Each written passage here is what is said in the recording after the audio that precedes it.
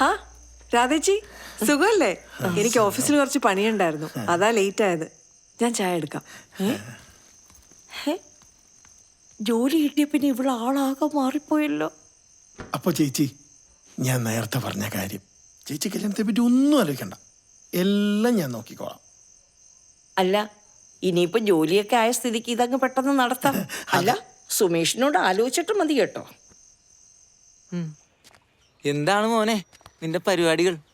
Smooth ആയിട്ടുണ്ട്. Number കിട്ടിയ ഇവിടെ പൊട്ട നമ്പർ ചോദിക്കണ്ടേ? അപ്പൊ അറിയാലോ അവർക്ക് നിന്നെ വിശ്വാസം ഉണ്ടായില്ലേന്ന്. എങ്ങാനും ഉള്ള നമ്പർ തന്നാ മോനെ പരിപാടി സെറ്റാണ് ആണല്ലേ? നമ്പർ ചോദിക്കാം. സുമി, ബുദ്ധിമുട്ടില്ലെങ്കിൽ ആ നമ്പർ ഒന്ന് തരൂ. കിട്ടൂ? അത് പറയാലേ.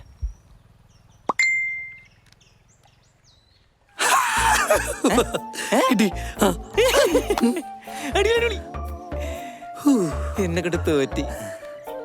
ഇഷ്ടമുണ്ടല്ലേ? ചെറുതായിട്ട് ഉണ്ടാവും, ഇല്ല തരൂല. എന്നാലുണ്ട് വാവേ നിന്റെ ഒരു ഭാഗ്യം.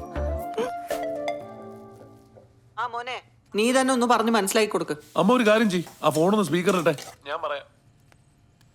സുമി, അതെ, നിന്നെ ഇനി അങ്ങനെ നിർത്താൻ ഉദ്ദേശിച്ചിട്ടില്ല. നീ ആ കല്യാണത്തിന് സമ്മതിച്ചേക്ക്. സുമേഷേ, ഇതാ കാര്യമെങ്കിൽ എനിക്ക് കേൾക്കാൻ താല്പര്യമില്ല. അല്ല പിന്നെ നിന്നെ ആര് വന്ന് കെട്ടുംന്നാ? അതെ, കല്യാണത്തിന്റെ മുഴുവൻ ചെലവ് അവര് നോക്കിക്കോളാന്നാ പറഞ്ഞേക്കുന്നത്. പിന്നെ നിനക്കെന്താ പ്രശ്നം? ഈ കല്യാണത്തിന് സമ്മതിച്ചാൽ മതി. ഞാൻ നിന്നോട് പറഞ്ഞു എന്റെ കല്യാണം നടത്തി തരാൻ. പറ. അതെ, ഒരു ജോലി കിട്ടിയെന്നും പറഞ്ഞ് നീ വലിയ ആളാവാനൊന്നും നിൽക്കണ്ട. ഇതുവരെ നിന്റെ കാര്യങ്ങൾ നോക്കിയത് ഞാനും അമ്മയാണെങ്കിൽ ഇനി അങ്ങോട്ടുള്ള കാര്യങ്ങൾ ഞങ്ങൾ തീരുമാനിച്ചോളാം. ഞാൻ ആ കൃഷ്ണകുമാറിനെ വിളിച്ച് പറയാൻ പോവാ. അതെ അമ്മ, ബാക്കി കാര്യങ്ങളൊക്കെ തീരുമാനിച്ചോ. എവിടെ ഈ കല്യാണം നമ്മൾ നടത്തും. അത്ര തന്നെ. കാണാം. ആ കാണാം. ആ അച്ഛാ, അടുത്ത ആഴ്ച വരുമ്പോഴത്തേക്ക് എൻ്റെ നിശ്ചയം നടത്തണം. എനിക്ക് ആ കൊച്ചിനെ കണ്ടപ്പോൾ തന്നെ ഇഷ്ടമായി. പിന്നെ ഇത്ര എഡ്യൂക്കേഷനും ക്വാളിഫിക്കേഷനും സൗന്ദര്യമൊക്കെ ഉള്ള എന്നെ അവൾ എന്തിനു വേണ്ടെന്ന് നോക്കണം അച്ഛാ. അച്ഛൻ ആ ബ്രോക്കറിനെ വിളിച്ചിട്ട് എത്ര പെട്ടെന്ന് റെഡിയാക്കി. അതൊക്കെ അച്ഛനേറ്റു. നീ സന്തോഷമായിട്ട് പോയിട്ട് വാ, ഞാൻ എല്ലാം നോക്കിക്കൊള്ളാം. അച്ഛാ, അടുത്ത ആഴ്ച നിശ്ചയം നടത്തണം. അതിന്റെ അടുത്ത മാസം കല്യാണം. അച്ഛൻ എനിക്ക് പെട്ടെന്ന് നടത്തി തരണം. ഓഫീസിലുള്ളവരൊക്കെ ചോദിക്കുക, എന്താ നിന്റെ കല്യാണം നടക്കാത്തത്, എന്താ നിന്റെ കല്യാണം നടക്കുന്നത്. എനിക്ക് കാത്തിരിക്കാൻ വയ്യ. അതെല്ലാം ശരിയാക്കാം, നീ പോയിട്ട് വാ, സന്തോഷമായിട്ട് പോയിട്ട്. അല്ല, അപ്പൊ അതിന്റെ ചെലവൊക്കെ? അതൊന്നും ഒരു പ്രശ്നമല്ല. ഞാൻ എൻ്റെ FD പൊട്ടിക്കും, അല്ലെങ്കിൽ ലോൺ എടുത്ത് എങ്ങനെയെങ്കിലും നടത്തും.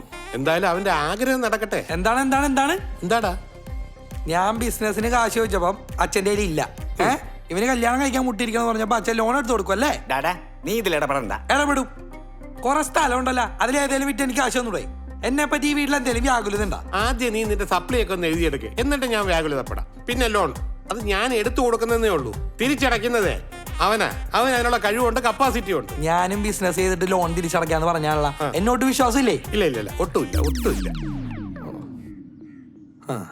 നിങ്ങളെ രണ്ടുപേരെ സഹായമില്ലാതെ ഞാൻ രക്ഷപ്പെട്ട് കാണിച്ചു തരാം. തടയാൻ പറ്റുമെങ്കിൽ